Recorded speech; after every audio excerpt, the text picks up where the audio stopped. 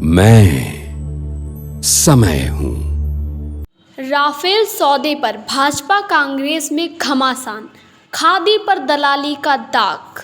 Bofors के बाद अब राफेल की चर्चा। भारत की राजनीति में यूं तो खादी के सफ़ेद कुर्ते पजामे धोती की एंट्री समाज सेवा को लेकर प्रतिनिधि के रूप में संसद, विधानसभा, ग्राम सभा एवं जिला पंचायतों में पहुंचकर देश व समाज सेवा करने की शपथ ली जाती है, जो एक ईमानदारी का रंग झलकता रहा है।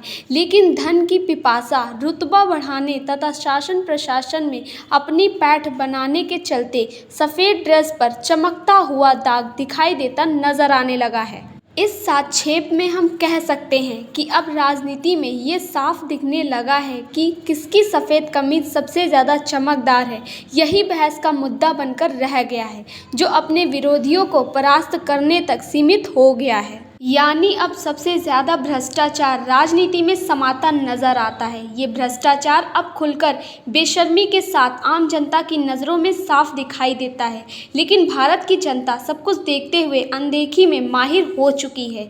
कारण वह प्रजा अब भी खर्राटे लेकर अपनी नींद सुख में खुश है। भ्रष्टाचारी राजनीति में कभी तोप दलाली, प्याज टेलीकॉम या फिर राफेल भी अछूता नहीं रहा। भ्रष्टाचारी राजनीति में सबसे शिखर पर बोफोर्स व अब राफेल चर्चा का विषय बनता जा रहा है। कल तक बोफोर्स दलाली का भ्रष्टाचारी बताने वाले आज राफेल को लेकर चर्चा में नजर आने लगे हैं। आप देख रहे हैं, राफेल लड़ाकू विमान सौदे पर भाजपा और कांग्रेस पे सियासी संग्राम छिड़ चुका है।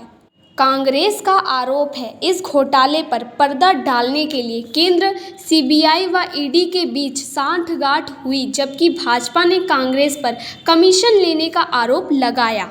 फ्रांसीसी मीडिया का हवाला देते हुए कांग्रेस नेता राहुल गांधी ने ट्वीट भी किया, जब पग पग पर सत्य साथ है तो फिक्र की क्या बात है। मेरे साथियों, भ्रष्ट सरकार के खिलाफ लड़ते रहो। इसके साथ कांग्रेस के प्रवक्ता पवन खेड़ा का कहना है कि यह सबसे बड़ा घोटाला है। इसके एवज में भाजपा प्रवक्ता समित पात्रा का कहना है कि कांग्रेस सरकार में सौदा इसलिए विफल हो गया था क्योंकि वह दलाली की राशि से संतुष्ट नहीं थी, इसलिए कांग्रेस झूठ भ्रामक अफवाहें फैलाती है। राफेल निर्माता कंपनी दसाल्ट ने वर्ष 2007 से 2012 के बीच बिचौलियों को कम से कम 75 लाख यूरो घूस देने के लिए फर्जी रसीदों का इस्तेमाल किया है।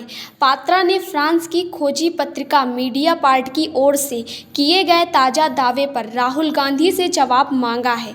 उन्होंने कहा है कि राहुल जवाब दें कि राफेल को लेकर भ्रम फैलाने की कोशिश आपने और आपकी पार्टी ने इतने वर्षों तक क्यों की, जबकि दोनों पार्टियां वार पलटवार का घमासान मचा हुआ है। वार करते हुए कांग्रेस का कहना है कि तकनीक के हस्तांतरण के बगैर हम 36 विमानों के लिए 41,000 करोड़ रुपए अतिरिक्त क्यों दे रहे हैं। सवाल यह भी है कि किसने पैसा कमाया। जब 126 विमानों का लाइव अंतर्राष्ट्रीय टेंडर था तो 36 विमान ऑफ द सेल्फ कैसे खरीदे। इसके विपरीत पलटवार करते हुए कहा, 2019 के चुनाव से पहले विपक्षी दलों खासकर कांग्रेस ने राफेल को लेकर जिस तरह एक झूठा माहौल बनाने की कोशिश की थी वो सभी ने देखा था। साल 2019 के लोकसभा चुनाव से पहले कांग्रेस ने इस सौदे को लेकर कई बेबुनियाद सवाल उठाए थे। इस प्रकार दोनों दलों में वार पलटवार जारी है। यूं तो राजनीति में भ्रष्टाचार आज़ादी के साथ ही शुरू हो गई थी, क्योंकि देश पहली सरकार में जीप घोटाले की आवाज़ें सुनाई देती थी। उसके बाद सबसे बड़ा बोफोर्स कांड ने तो केंद्र की सरकार को ही हिला डाला था। यूं तो राजनीति में भ्रष्टाचार आज़ादी के साथ ही शुरू हो गई थी, क्योंकि देश में पहली सरकार में जीप घोटाले की आवाज़ें सुनाई देती थी। उसके बाद सबसे बड़ा बोफोर्स कांड ने तो केंद्र की सरकार को ही बदल डाला और कई प्रदेशों से अपनी सत्ता गंवानी पड़ी थी।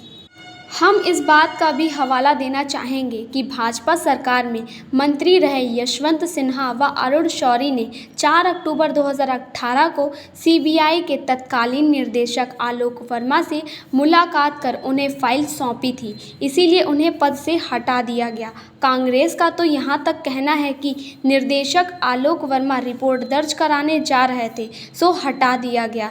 इन आरोपों प्रत्यारोपों में आज तक हुआ तो कुछ नहीं, लेकिन 24 राफेल विमान भारत पहुँच गए हैं और हाल के 29 नवंबर से संसद का शीतकालीन सत्र शुरू हो रहा है। इस सत्र में दोनों पार्टियां इस मामले को तूल दे सकती हैं, क्योंकि यूपी सहित कई राज्यों में चुनाव भी हैं।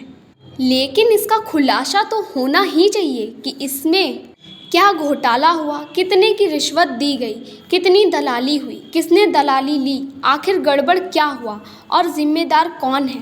पर्दाफाश होना ही चाहिए, जिससे पता चल सके कि सफ़ेद वर्दी किसकी साफ़ है और किसकी सफ़ेद खादी पर दाग है, या किसकी कम सफ़ेद है और किसकी ज़्यादा सफ़ेद है।